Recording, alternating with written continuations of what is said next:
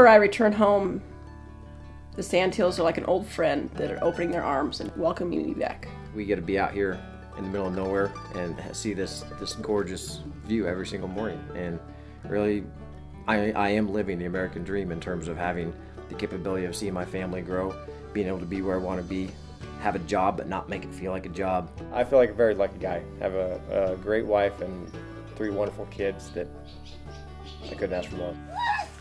Go, go, go, go! I can beat you! For me, deciding to be a rancher, I've always had a love for animals, like I did 4-H as a kid, and meeting Megan actually just made it a lot easier decision. Living on a ranch in Nebraska is very gratifying. I mean, you see your hard work come through. You know, we raise cattle and we put up hay, and everything has a purpose.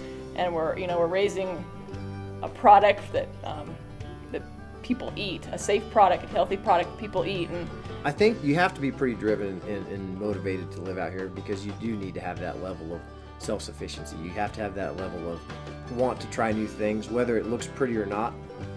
You just go and you do it. And the self-sufficiency part of it that you actually need in terms of providing for your family is probably more driving thing. I mean, we raise all of our own beef. My wife's gonna go out and finish planting the garden today.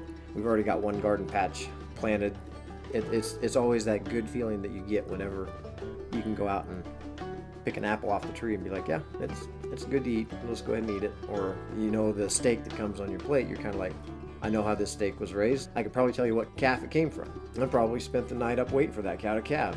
And it's fun. It's fun to see what you can try to do for yourself and do for others too. Because, I mean, that's part of the deal out here is if somebody needs help, you just go help them.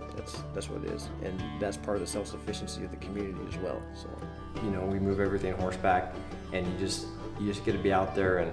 And my father-in-law says it's probably about the most cost-effective thing we could do on the ranch, because when you're sitting in a saddle, you're not spending any money. So just being on horses actually teaches you a lot about life. I mean, you gotta be patient.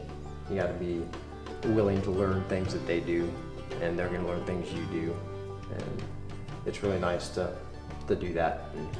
You're working with something else. It may not be a human being, but I mean, you're working with an animal, and you know, they're putting their effort in to get the job done just as much as you are. And as anyone who ever's been on horseback and moved cows, is nothing greater is when your horse starts to really watch cows and really work with you.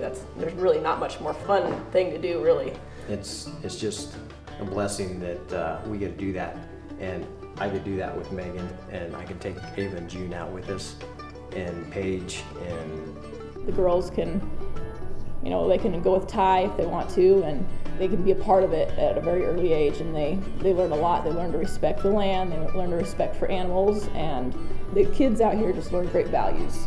Living on a ranch out here in Nebraska is one of those things that you really can't count how many good things there are that are just unspoken and unknown until you actually are taking part in them.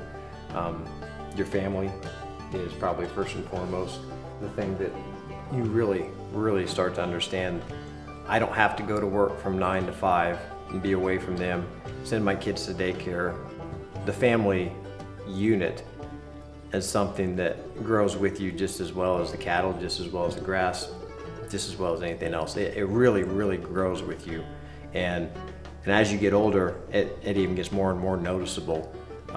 You know, we got Ava's 5, and it just seems like not too long ago she was just born. Or, you know, same thing with June. June's 3, and I can't picture June being 3. I just can't. But in Nebraska, on a ranch out here in the Sandhills, you can actually see everything happen. You can see the kids grow, you can be with them, you can help them learn, you can help them experience different things that you can't anyplace else. You know, it's just the Sandhills. I mean, I've always called it home, and I hope I always will. I can't imagine myself living any other place. I think I have the best life of everyone in the entire world.